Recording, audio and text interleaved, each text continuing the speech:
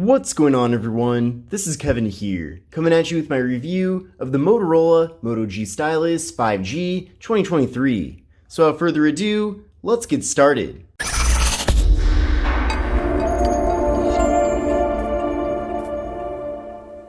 Now, the Moto G Stylus 5G 2023 was launched very recently in June of this year, and this device is the successor to last year's G Stylus 5G 2022. Now, I have compared this phone to that phone in a separate video here on the channel, so definitely check that out if you want to see the various differences and improvements. But overall, I'm very impressed with the G Stylus 5G 2023. I feel like this phone really gives us a lot of value and is offered at a really solid MSRP of just $399. Now, that is for the factory unlocked model of the device, which I have right here. However, if you do want to get this phone through a carrier, and especially a prepaid carrier, you'll most likely be saving a lot of money. So definitely look into all the various options available to you when buying this phone. Now, before I show you more about the Moto G Stylus 5G 2023, let's see what all comes included here in the box. So here's the box. You can see right there the name of the phone, Motorola logo right there, and it does feature plastic-free packaging. And then included is some literature. We also have a SIM card removal tool. We're getting a USB-C cable for charging and data transfer. And then finally, we have a 10-watt USB wall adapter. Now, I'm not a big fan of this being just 10 watts.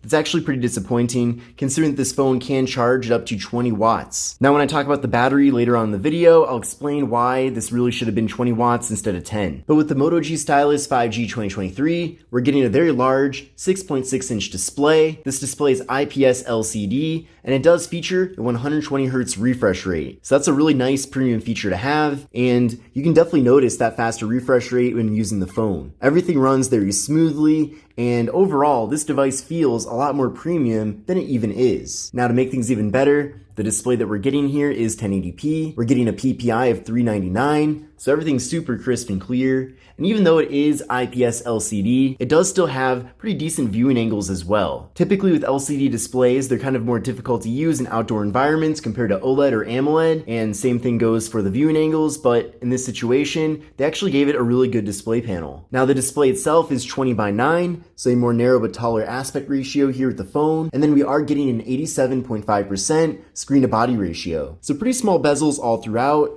The bottom bezel and top bezel are a little bit thicker than the sides, but in general, small bezels here with the phone. And then up top here, we do have a 16 megapixel front-facing camera, and stay tuned for later on in the video, as I'll be showing you a variety of different photo and video samples from all the various cameras here on the device. Now, internally here with this phone, we're getting 256 gigs of storage, along with microSD card expansion. So 256 gigs is a lot of storage. That's very generous, and I can't think of too many people that need that much storage or would need more than that. So if you are someone who might be a bit frustrated with your current phone running low on storage, maybe you have a 64 gig phone or a 32 gig or even 128 gigs, then this phone will be a solid upgrade with that larger amount of storage here. And then if you do find yourself kind of running low on internal space, it is nice that you can always add in a microSD card to offload photos and videos, for example. Now, with this phone, there's no wireless charging. However, there is a fingerprint sensor located on the power button. So we'll give that a try right now. And that's very fast and responsive. Let's try that one more time. So that works very well, and in addition to that fingerprint sensor, there's also face unlock here with the phone. Now, taking a look at the camera module on the back of the device, we have a 50 megapixel main camera and an 8 megapixel ultra wide angle camera. Now, I'm definitely a big fan of that ultra wide camera, especially because when I'm traveling, for example, it really comes in handy because there's often times where I want to capture a lot of my surroundings, and being able to take ultra wide photos does definitely have its benefits there. On the other hand though, having that 50 megapixel main camera really gives us top-notch quality, and this phone definitely delivers when it comes to that, especially considering that it is a mid-range device. Now, here's how things look on the camera app. This is the main rear camera right now. Then from here, we can go to the 0.5 button to go to the ultra wide camera. And as you can see, you can definitely fit more in a single frame. Then we can also go over to this icon there to access macro mode. Now, there is no dedicated macro camera with this phone. However, you can still take macro photos, you can get very close up, and you can still have things be in really good detail. So clearly, to achieve this, Motorola has taken the cameras that we're getting here, and they somehow found a way to replicate macro mode. But then from here, we can head over to portrait mode to get those nice blurred out backgrounds. We can also flip around to the front-facing camera and take portrait selfies. So there's me right there. There's also a group selfie mode too. It kind of crops out a little bit to fit more in a single frame. And then if you want to, you can take standard selfies too. Now there's plenty of other modes here. There's slow motion, video mode of course. There's also Pro mode, so a lot of different customizations you can make here. And then under the More tab, you can see there's many other options as well. Now, if you do want to take photos in that full 50 megapixels, keep in mind that it doesn't do that by default. The reason for that is most people don't actually need 50 megapixel photos, and it ends up just taking up a lot more space on the device. So instead, they have this option here for ultra res photos. So you can still take photos in 50 megapixels, just keep in mind that the phone won't do that automatically. There's also some other cool features like dual capture video and dual capture photo. So you can see in this situation, I'm able to take a photo with both the front and rear camera at the same time. You can also flip that around. And if you want to as well, you can change it where it's 50-50 instead. So that's really cool. Now, video recording with this device does max out at 1080p with a front-facing camera, but you can take 4K video with the rear camera, which is really cool. But let's now take a look at some camera samples from the Motorola Moto G Stylus 5G 2023. Now, I'll let the quality speak for itself, but in general, I'm very happy with the camera quality here on the device. Now, considering that this is a mid-range phone, I don't expect to get the best quality possible, because then there'd be no reason to spend a lot more money for better cameras on a more premium smartphone. But for what it is, I feel like it delivers plenty good quality, if not better quality than I was expecting. And definitely if you're someone who wants to take photos when you're on vacation to save those memories, or maybe you're at a family gathering, or you just want to take decent looking photos for really any situation, I think you'll definitely be happy with the Moto G Stylus 5G 2023. Now, when I captured these images, it was a little bit later in the afternoon, kind of when the sun was setting, but it still did a great job at balancing out these various images so that we got the best quality possible. But let's now take a look at some video samples. What's going on, everyone? This is Kevin here, coming at you with a 1080p front-facing test video from the Motorola Moto G Stylus 5G 2023. Definitely let me know what you think of both the video and audio quality. And here's a 4K test video with the Moto G Stylus 5G 2023 using the main rear camera. So this is the only phone in Motorola's G series for 2023 that can actually capture 4K video.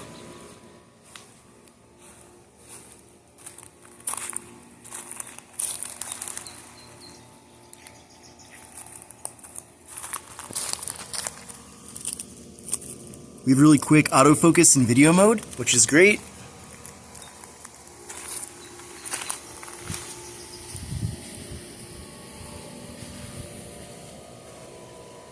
And here's a 1080p ultra wide angle video using the Moto G Stylus 5G 2023.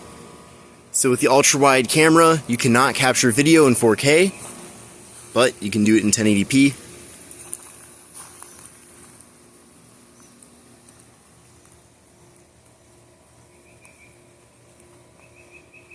Now with the Moto G Stylus 5G 2023, we're getting 6GB of RAM, paired up with the Qualcomm Snapdragon 6 Gen 1 processor. Now, as the name of this phone implies, we do have 5G compatibility, which is great, especially now in 2023. 5G is pretty much everywhere, and that's clearly the way things are heading. Now, you can certainly still get by with just 4G LTE, but at the same time, I feel like if you're gonna go through all the time and effort of buying a brand new smartphone, you may as well get one that does support your carrier's latest and greatest network. Now, combining that with the Snapdragon 6 Gen 1, you get really great performance here with the phone. In fact, this is the first phone I've used with that processor, and I believe that processor was launched pretty recently, so it's great to see that Motorola decided to include it here. Now, I did run a benchmark test using Geekbench 6, and here are the scores from that test. So I got a single core score of 937, and a multi-core score of 2703. So what I recommend doing is running this test on your current phone and then compare your scores to these scores to get a better idea of how your current phone stands up against this one. Because it is possible the phone you have right now could be faster, but potentially it could be a lot slower. So the benchmark scores kind of give you a little bit more of an idea of what to expect as far as performance goes with any device. Now with this phone, we are getting a very large 5,000 milliamp hour internal battery, which is excellent because you should definitely expect to get very good battery life with it. Easily a full day, if not multiple days of usage, so that's really good. And then it is nice too that this phone can recharge at up to 20 watts. But as I mentioned earlier in the video, it's very disappointing that the charger included is only 10 watts, because basically by using that included charger, you'll be charging up this phone at half the pace that it potentially could be recharged at. So you're gonna be sitting around waiting for this phone to recharge at that kind of slower 10 watt pace, while the phone could actually be recharging much faster. So that's really disappointing, and of course you can still use your own 20 watt or faster charger to recharge at 20 watts, or you can go out and buy one.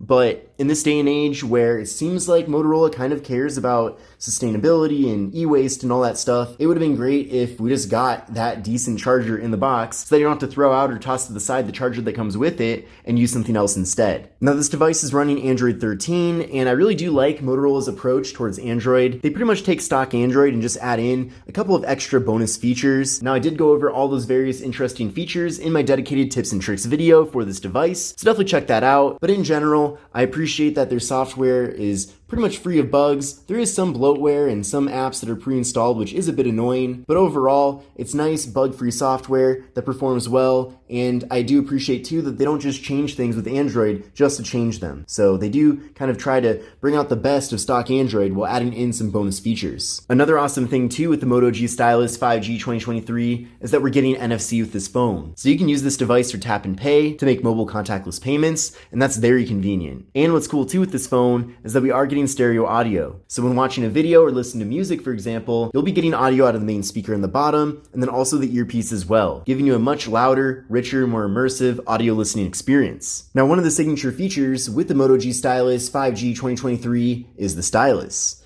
The phone is named after it. So the stylus is on the bottom of the phone. It's very easy to take out of the device. You just pop it out, and then when you're done, pop it back in. But once you take the stylus out, you'll see this panel appear on the right side here. So there are some pre-curated applications. You can also add in your own apps if you want to as well. And then you can easily go over and start writing a note.